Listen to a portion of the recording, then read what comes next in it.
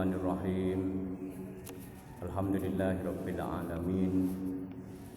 Wassalatu wassalamu ala asyrafil anbiya'i wal mursalin Sayyidina wa nabiyina wa habibina Muhammadi wa ala alihi wa ashabihi ajma'in, amma ba'du. Ma'asyiral muslimin wal muslimat, shaimin shaimat rahimakumullah. Alhamdulillah, bersyukur pada Allah Subhanahu wa taala pada sore hari ini menjelang berbuka puasa di saat-saat yang istijabah, insyaallah kita adakan kajian hadis sekaligus doa nanti. Semoga yang kita lakukan diterima oleh Allah Subhanahu wa taala. Harapan dan doa kita dikabulkan oleh Allah Subhanahu wa taala. Salawat serta salam semoga tetap tercurahkan pada panutan kita Nabi Muhammad sallallahu alaihi wasallam. Semoga kita bisa memperoleh syafaatnya kelak di hari kiamat. Amin ya rabbal alamin. Ma'asyiral muslimin wal muslimat rahimakumullah. Sebelum kajian dilanjutkan, kita baca Fatihah dulu. Semoga Allah berkenan memberikan ilmu kepada kita, ilmu yang bermanfaat dan barokah, dan dapat kita amalkan di kehidupan kita di dunia ini dan bermanfaat kelak di akhirat. A'udzubillahi minasyaitonirrajim. Bismillahirrahmanirrahim. Alhamdulillahirabbil alamin arrahmanirrahim maliki yaumiddin. Iyyaka na'budu wa iyyaka nasta'in. Ihdinas siratal mustaqim siratal ladzina an'amta 'alaihim ghairil maghdubi 'alaihim waladdallin. Amin. Bismillahirrahmanirrahim. Ittaqil maharimah takun a'badan nas warda bima qasamallahu laka takun aunan nas wa ahsin ila jarika takun mu'minan wa ahibbah linnasi ma tuhibbu linafsika takun musliman wala tuksirid dohika fa inna kasrat dohiki tumitul qalbah. Rawahul Imam Ahmad an Abi Hurairah radhiyallahu anhu. Ittaqi, takutlah engkau, jauhilah, jagalah al-maharimah, pada perkara-perkara yang diharamkan oleh Allah. Takun, maka pasti kamu jadi a'badan nas, orang yang lebih banyak beribadah. Ini memang berpengaruh besar kepada perilaku kita, khususnya dalam beribadah. Jika seseorang suka mendekati hal-hal yang dilakukan oleh Allah, itu biasanya menyebabkan malas beribadah. Karena dengan melakukan hal-hal yang diharamkan oleh Allah, itu menyebabkan hati bernoda. Noda-noda tersebut mengotori hati. Dengan kotornya hati, otomatis untuk melihat kebaikan, mengerjakan kebaikan menjadi enggan. Rasulullah SAW bersabda, ini di hadis yang lain, idza atnaba abdun dzamban, jika seseorang berbuat dosa, nukitat fi qalbihi naqtatun sauda, akan membekas di hatinya satu titik hitam, satu noktah hitam, satu titik hitam. Semakin terus menumpuk dosa, otomatis titik-titik hitam itu semakin menebal, semakin memenuhi relung hati, yang akan menjadikan hati menjadi keras, menjadi kasar, berkarat, bahkan rusak. Itulah seseorang bisa imannya berkurang, otomatis ibadahnya juga berkurang. Ada hadis lain, contoh ini perbuatan zina. Ini zina biasa. Maksudnya perbuatan zina biasa ini zinanya orang yang tidak berumah tangga. Zina biasa.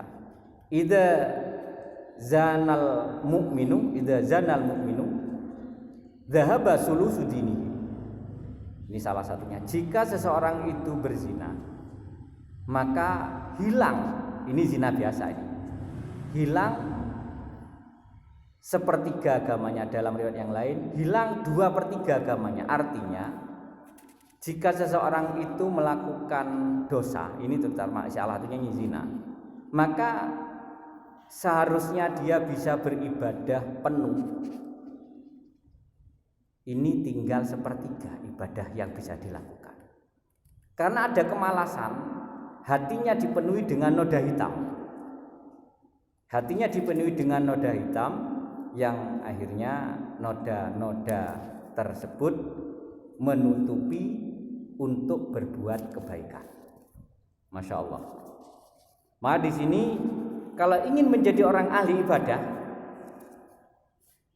nggak usah muluk-muluk dulu, nanti saya pokoknya wis puasa Senin Kamis, kemudian mau tahajud, kalau perlu semalam saya misalnya sholat 50 rakaat, waktu duha sholat 12 rakaat misalnya. Nggak usah muluk-muluk seperti itu. Jika seseorang sudah semakin hari semakin menjauhi perkara-perkara yang diharamkan oleh Allah, maka pasti otomatis hatinya ingin ibadah terus semakin banyak kepada Allah. Jadi intinya itu, kurangi dosa, otomatis keinginan untuk berbuat baik akan semakin meningkat. Banyak firman sabda Rasulullah di sini, jauhilah barang-barang yang diharamkan oleh Allah, maka kamu akan menjadi manusia yang paling beribadah, atau ibadahmu bisa tambah dan terus tambah. Ini dalam kita menjalani ingin menjadi hamba Allah yang benar. Dah dikurangi dikit-dikit, dosanya mata, dosanya tangan, dosanya mulut, dosanya telinga, dikurangi dikit-dikit. Akhirnya akan semakin, misalnya karena dosanya telinga itu sudah dikurangi, maka telinga kita akan senang mendengarkan ayat-ayat Allah, akan senang mendengarkan sholawat kepada Rasul, akan senang mendengarkan pujian-pujian kepada Allah. Kalau dosa telinga sudah dikurangi, otomatis kebaikan akan masuk ke telinga kita. Begitu pula ketika dosa mulut kita kurangi, maka mulut kita akan digantikan perlakuannya menjadi mulut yang selalu berzikir, selalu berdoa, selalu berusaha membaca Al-Quran misalnya. Otomatis itu. Begitu pula dosa-dosa anggota tubuh kita yang lain. Mata semakin mengurangi maksiat, akhirnya ingin melihat yang indah-indah, ingin melihat Al-Quran, ingin melihat tempat sujud dan seterusnya. Ini ciri awal. Jadi nggak usah muluk-muluk Wah, pokoknya saya ini enggak usah niat seperti itu. Diniati dari mulai sedikit-sedikit meninggalkan kemaksiatan, maka ibadah insya Allah akan bertambah. Ini firman Rasulullah, sabda Rasulullah Sallallahu Alaihi Wasallam. Yang selanjutnya, wardo bima qasamallahu laka takun aghnan nas. Ridolah, relalah, bima dengan apa qasamallahu apa yang Allah bagikan laka kepadamu. Semua yang Allah berikan kepada kita, apapun itu bentuknya, kita terima dengan ridho. Kita terima dengan wis apa adanya. Takun, maka engkau akan menjadi aghnan nas, manusia yang paling kaya. Artinya ketika kita apapun yang kita miliki, ini pemberian Allah. Karena pemberian Allah kita terima dengan lapang dada. Apapun yang menimpa kita itu juga pemberian Allah, maka kita terima dengan ridho dan lapang dada. Maka kita akan menjadi manusia yang serba berkecukupan. Enggak begitu membutuhkan atau tidak berambisi yang macam-macam. Karena sabda Rasulullah SAW di hadis yang lain, laisal ghina min kasratil mal, bukanlah termasuk orang kaya karena banyak hartanya, tapi innamal ghina ghinan nafsi, sungguhnya kekayaan sebenarnya adalah kekayaan hati. Artinya pada dasarnya Allah Subhanahu wa taala dalam memberikan kecukupan pada seorang adalah berangkat dari hati. Orang yang sudah punya mobil mewah, punya rumah mewah, punya perangkat perabot yang mewah, punya perhiasan-perhiasan yang mewah, tapi kalau hatinya belum merasa cukup, ya merasa kekurangan terus, merasa miskin terus, sehingga dia harus kemana-mana masih bingung mencari uang lagi dan uang lagi. Akhirnya dibuat stres, bingung. Akhirnya mencari akhirnya terus merasa miskin. Kalau sudah merasa miskin, ya sudah akan diombang-ambingkan oleh kehidupan dunia, akhirnya lupa kewajibannya kepada Allah, lupa ibadahnya kepada Allah, karena merasa kurang. Masih sudah punya segalanya, tapi masih belum bisa menerima pemberian Allah, sehingga ya kehidupannya akan dibuat kehidupan yang sempit oleh Allah. Karena Allah Subhanahu wa taala berfirman, "Wa man a'rada an dzikri fa innalahu ma'isyatan dongka."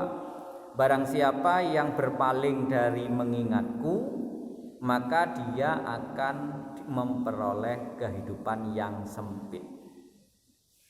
Benar, rumahnya mewah, mobilnya mewah, perabot rumah tangganya mewah, perhiasannya mewah, tapi banyak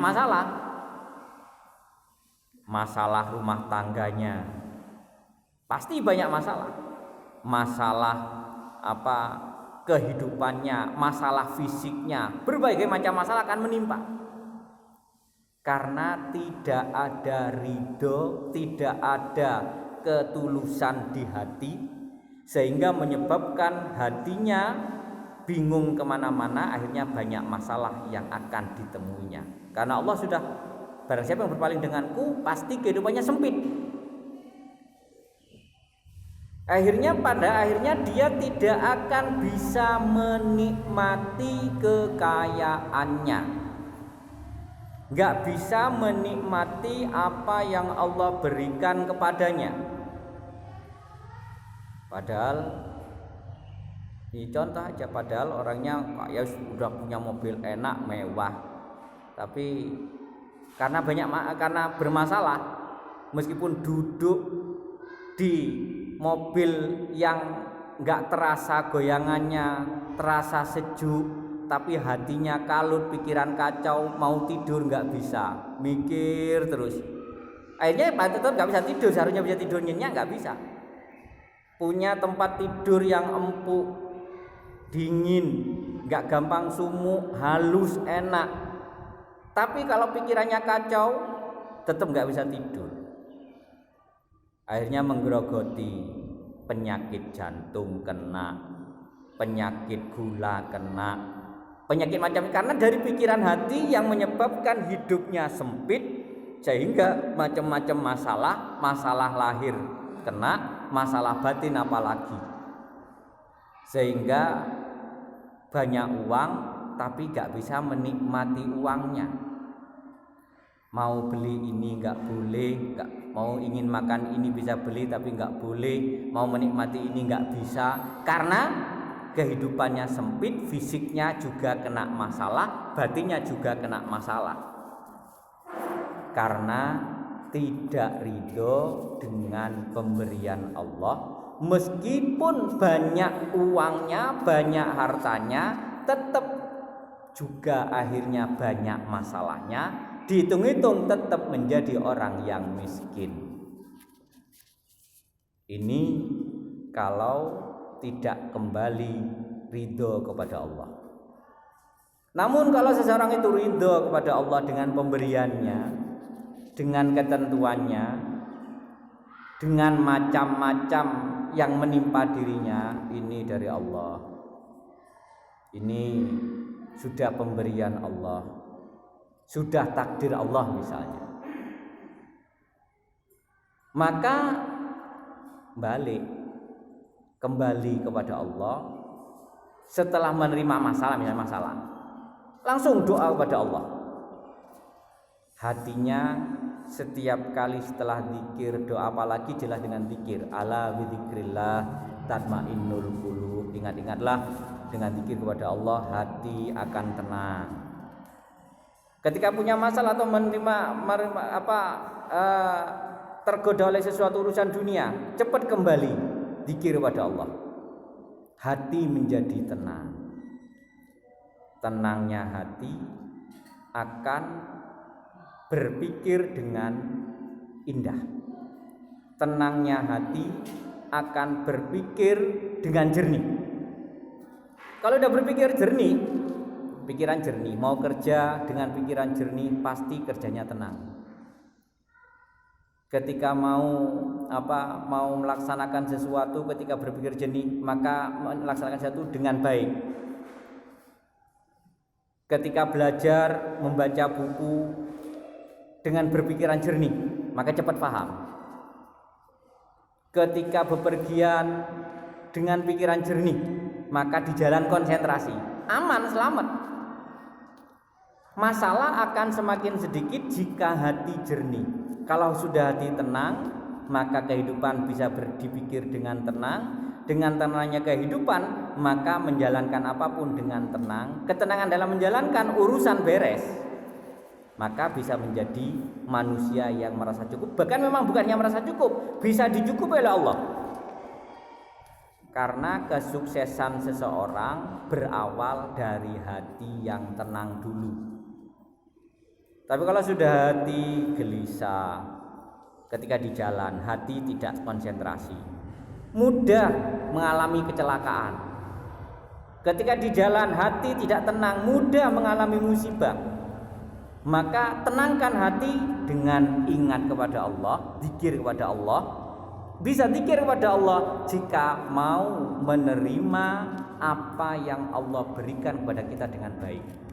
Saat kita memperoleh masalah, ingat, inna lillah wa inna ilaihi rajiun. Sungguhnya kita hanyalah milik Allah dan hanya kepada Allah kita akan kembali. Jadi ingat seperti itu, kembalikan lagi kepada Allah. Hati akan menjadi tenang. Masalah apapun kembali. Makanya Rasulullah SAW pertama Al-Quran jelas perintah. Allah perintah di Al-Quran, wala nabluwannakum bisyai'im minal khaufi wal ju'i wa naqsi minal amwali wal anfusi was samarat wa basyiris sabirin alladzina idza asabatkum musibah qalu inna lillahi wa inna ilaihi rajiun. Aku akan menguji kalian dengan rasa takut, memberi musibah kepada kalian, memberi bala kepada kalian dengan rasa takut, kekurangan harta, kekurangan diri, dan macam-macam musibah yang menimpamu. Tapi wabasyiris sabirin, berilah kabar gembira kepada orang-orang yang sabar, mau menerima ridho dengan pemberian Allah apapun. Apa ciri mau menerima? Idza asabathum musibah, jika memperoleh musibah apapun, qalu, mereka mengatakan inna lillahi wa inna ilaihi rajiun. Apapun yang menimpa kita kembalikan lagi kepada Allah. Sungguhnya kita hanya milik Allah dan hanya kepada Allah lah akan kembali. Hati akan menjadi tenang. Sudah berpikir, kembalikan lagi. Allah pasti mengganti. Ulaika alaihim salawatu mir rabbihim rahmah wa ulaika humul muhtadun. Mereka akan memperoleh kasih sayang Allah dan berbagai macam rahmatnya. Wa ulaika humul muhtadun, dan mereka akan memperoleh petunjuk. Ini jika kita mau ridho dengan pemberian Allah, musibah-musibah yang menimpa kita, nanti diberi jalan keluar. Masalah akan diberi jalan keluar oleh Allah jika kembali kepada Allah. Tapi kalau berpikir masalah itu tanpa kembali kepada Allah, tambah ruwet, tambah benang bulet. Semakin bulet, nggak bisa dibuka, nggak bisa diudar, malah nyerempeti, malah semakin membuat orang terjatuh. Jadi benang ruwet, benang bulet, nyerimpeti. Tapi kalau mau ridho pada Allah, bagian dari bertakwa, maka Allah Subhanahu wa taala berfirman, wa may yattaqillah yaj'al lahu makhraja.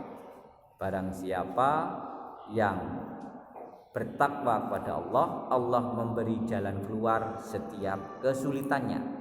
Cirinya ya tadi, setiap merasakan kesulitan kembali inna lillahi wa inna ilaihi rajiun. Rasulullah ngamalkan amalan ini setiap hari.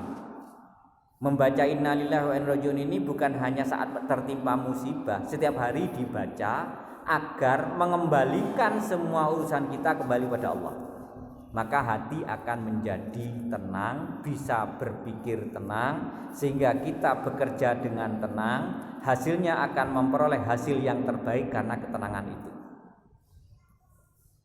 Nulis kalau nggak tenang, peletot-peletot. Nulis kalau hati nggak bisa jadi satu, ya tulisannya nggak jelas. Tapi kalau hati dengan tulis bisa terasa indah tulisan. Bekerja dengan tenang bisa hasilnya maksimal.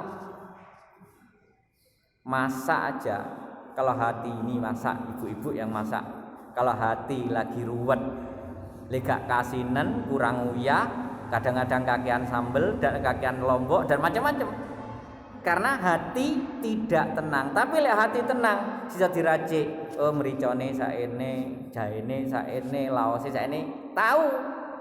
Dan pasti rasanya nikmat. Krono hati berangkat dari hati yang tenang, mau ridho dengan pemberian Allah. Ini hubungannya dengan Allah. Jauhi barang-barang yang diharamkan oleh Allah, jauhi perbuatan-perbuatan yang diharamkan oleh Allah. Akan menjadi ahli ibadah pasti. Yang kedua, ridho, nerimo, rela dengan semua pemberian Allah, pasti akan menjadi manusia yang kaya, cukup dan diberikan kecukupan. Jadi nggak akan sampai hidupnya kebingungan, pasti diberikan kecukupan, karena setiap masalah ada penyelesaiannya, setiap kesulitan ada kemudahannya. Di firman yang lain, wa may yattaqillaha yaj'al lahu min amrihi yusra. Sapa wong sing bertakwa marang Allah, maka Allah ndadekne setiap permasalahannya kemudahan. Ini dengan menerima pemberian Allah, kembalikan lagi kepada Allah melalui takwa dengan ibadah, doa dan semacamnya. Wa ahsin, kelanjutan hadis. Wa ahsin ila jarika, tadi hubungan dengan Allah. Jadi berhubungan dengan Allah, jauhi barang haram, ridho dengan pemberiannya. Sekarang bagaimana hubungan dengan manusia agar kita menjadi manusia yang baik pula? Wa ahsin, berbuat baiklah engkau, perintah Allah berikutnya, perintah Rasulullah, ila jarika, berbuat baik kepada tetanggamu.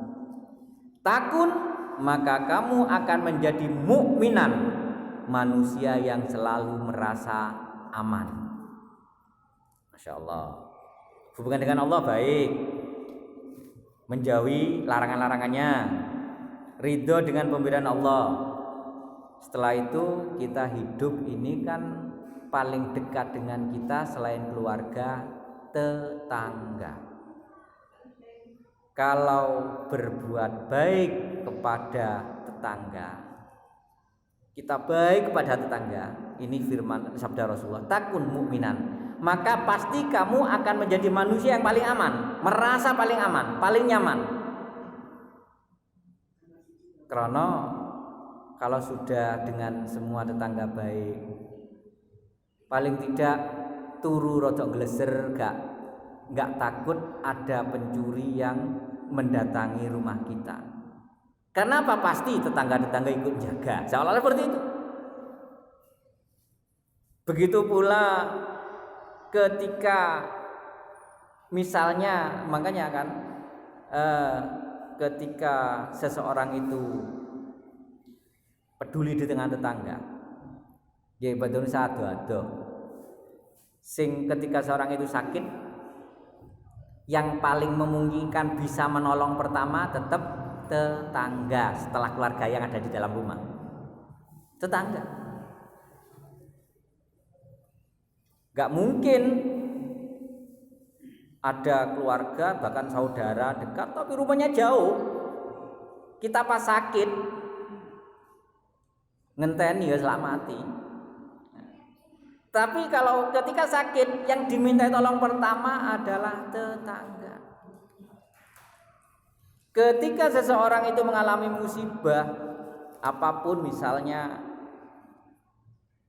ada kebakaran, yang paling pertama kali menolong adalah tetangga. Maka setelah hubungan dengan Allah baik, maka hubungan yang kedua dengan manusia selain keluarga inti, bapak, ibu, istri, suami, anak, maka tetangga. Insyaallah ini pasti merasa aman hidupnya. Tidurnya akan tenang, akan merasa nyenyak, kumpul jalan kemana-mana merasa tenang, merasa aman. Tapi kalau sudah dengan tetangga kurang baik, mau tidur nggak enak, curiga mau ke tetangga. Kalau sudah di hatinya dengan tetangga yang nggak baik, maka isinya ke tetangga curiga terus. Curiga mau tidur nggak enak, kok curiga kok barangku kok diambil, curiga. Akhirnya nggak tenang hidupnya.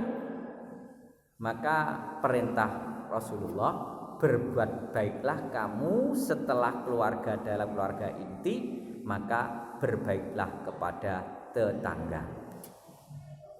Ini Islam mengajarkan nggak jauh-jauh, mengajarkan sesuatu yang realita di sekitar kita. Boten usah napa muluk-muluk. Kadang-kadang tiang wah yang penting ibadah teng Gusti Allah. Wis manusia sekitar EGP emang gue pikirin ya nggak dipikirin tenan kali tetanggane. Ketika seorang dia seahli ibadah kuat apapun, itu suatu saat pasti mengalami sakit. Kalau mengalami sakit itu meskipun kamu ibadahmu itu kuat, tapi Allah tetap nggak melihat ibadahmu tok, tapi bagaimana melihat sekitarmu. Wah, walaupun ibadah kuat mboten mungkin loro tenan mek ndonga ya Allah, Allah masfini, Allah masfini ya Allah, mari akan mari mboten mari lek mboten ditulung kali tiyang. Itu doa kita akan juga berpengaruh jika baik dengan sekitar kita. Soalnya apa? Sekitar kita juga akan mendoakan kita. Tapi kalau kita tidak baik dengan sekitar kita, mboten sae kali tangga, bisa jadi tetangga wonten sing ndungane elek. Lek pun ndungane elek, salah satu doanya bisa jadi dikabulkan. Maka dadine panggah elek. Enggak bisa kita ngandalkan doa sendiri, enggak bisa kita ngandalkan ibadah sendiri. Kita bisanya hanya mengandalkan Allah melalui hubungan kita dengan Allah dan hubungan kita dengan manusia sekitar kita. Makanya ketika kita melihat kejadian-kejadian kriminalitas, mungkin perampokan, pencurian, satu yang paling kita lihat salah satunya, bagaimana sikap dia dengan tetangga. Insya Allah kalau dengan tetangga baik, gak akan ada perampokan. Tapi kalau sudah EGP emangnya gue pikirin, sementing iki duit-duitku dhewe, aku iki kok bondo-bondoku dhewe. Ada orang mau berbuat buruk, tangga ya wis wekmu dhewe urusan dhewe, tanggane enggak peduli juga. Akhirnya ketika dianalisis kejadian-kejadian yang menimpa atau kriminal-kriminal yang menimpa korban-korban mungkin di luar-luar itu, salah satu yang perlu dievaluasi bagaimana hubungan dia dengan tetangga. Kalau punya baik ya insya Allah nggak sampai mengalami masalah-masalah seperti itu. Makanya di sini sebutkan baiklah dengan tetangga kamu akan menjadi manusia yang selalu merasa aman, takun mukminah. Ini satu hadis lagi, satu kalimat lagi dari hadis ini. Hadisnya belum selesai masih. Wa ahibbalin nasi matuhibbu li nafsika takun musliman. Cintailah manusia lain, cintailah orang lain. Matuhibbu li nafsika, seperti engkau mencintai dirimu sendiri. Takun musliman, maka kamu akan menjadi orang yang benar-benar muslim sejati. Maksudnya di sini pasrah kepada Allah dengan yang sebenar-benarnya. Artinya gini, munculkan rasa cinta kasih kita kepada sesama manusia, ke siapapun, maka pasti Allah akan mencintai kita. Napa malih wonten hadis ditune la yu'minu ahadukum hatta yuhibba li akhihi ma yuhibbu li nafsihi. Seseorang belum dikatakan beriman sampai dia mencintai orang lain seperti mencintai dirinya sendiri. Ini paling tidak artinya kita berusaha menanamkan rasa cinta kasih, rasa kasih sayang kepada semua orang karena Allah. Cintanya karena Allah, kasih sayangnya karena Allah, maka akan menjadi orang yang akan pasrah, yang akan menjadikan hati kita dipenuhi dengan rasa tidak ada kegalauan sama sekali, aman terus, merasa pasrah, merasa dicukupi terus oleh Allah. Ini kajian kita pada sore hari ini, semoga bermanfaat. Dan 5 menit menjelang kita berbuka kita tutup dengan doa. Semoga doa kita diterima oleh Allah Subhanahu wa taala, karena memang salah satu doa yang mustajab adalah doa menjelang berbuka puasa. A'udzubillahi minasyaitonirrajim. Bismillahirrahmanirrahim. Alhamdulillahirabbil alamin. Hamdan yuwafi ni'amahu wa yukafi mazidah. Ya Rabbana lakal hamdu kama yanbaghi li jalali wajhika wa 'azimi sultanik. Allahumma shalli wa sallim wa barik ala sayyidina Muhammadin wa alihi wa sahbihi ajmain. Allahumma ighfir lana dzunubana wa dzunuba abaina wa dzunuba ummahatina wa dzunuba azwajina wa dzunuba ajdadina wa dzunuba jiddatina wa dzunuba masyayikhina wa dzunuba asatidina wa dzunuba ustadatina wa dzunuba ikhwanina wa dzunuba man lahu hukukun alaina wa dzunuba man nasara ilaina wa dzunuba jamil muslimin wal muslimat wal mu'minin wal mu'minat al ahya'i minhum wal amwat. Allahumma inna nas'aluka ilman nafi'a wa rizqan thayyiba wa amalan mutaqabbala. Allahumma aslih lana dinana alladhi huwa ismatu amrina wa aslih lana dunyana allati fiha ma'ashuna wa aslih lana akhiratana allati fiha ma'aduna waj'alil hayata ziyadatan lana fi kulli khair waj'alil mauta rahatan lana min kulli syarr.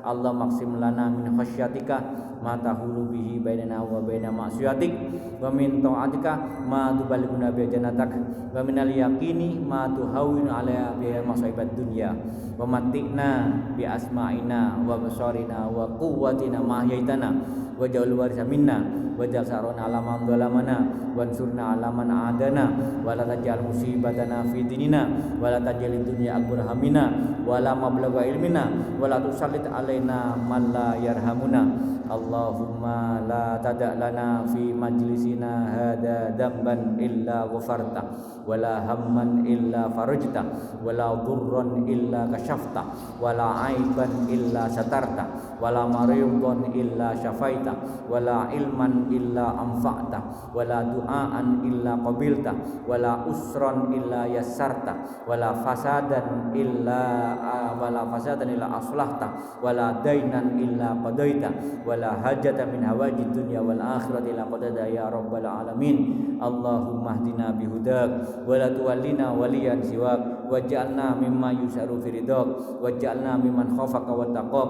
wa la taj'alna mimman khalafa amraka wa asab. Allahumma hdina fi man hadait Allahumma hdina fi man hadait Allahumma hdina fi man hadait wa afina fi man afait wa afina fi man afait wa afina fi man afait wa tawallana fi man tawallait wa barik lana fi ma a'tait wa barik lana fi ma a'tait wa barik lana fi ma a'tait wa barik lana fi ma a'tait wa barik lana fi ma a'tait wa barik lana fi ma a'tait wa barik lana fi ma a'tait wa qina syarra ma qadait wa qina syarra ma qadait wa qina syarra ma qadait. Allahumma inna na'udzubika minal hammi wal hazan wa na'udzubika minal ajzi wal kasal wa na'udzubika minal jubni wal bukhl wa na'udzubika min ghalabati ad-dain wa qahri rijal. Rabbana iftah bainana wa baina qaumina bil haqqi wa anta khairul fatihin. Rabbana hab lana min azwajina wa dhurriyyatina qurrata a'yun waj'alna lil muttaqina imama. Rabbana hab lana min azwajina wa dhurriyyatina qurrata a'yun waj'alna lil muttaqina imama. Rabbana hab lana min azwajina wa dhurriyyatina qurrata a'yun waj'alna lil muttaqina imama. Rabbana atina fid dunya hasanah wa fil akhirati hasanah wa qina adzabannar. Wa sallallahu ala sayyidina Muhammadin wa alihi wasallam walhamdulillahi rabbil alamin.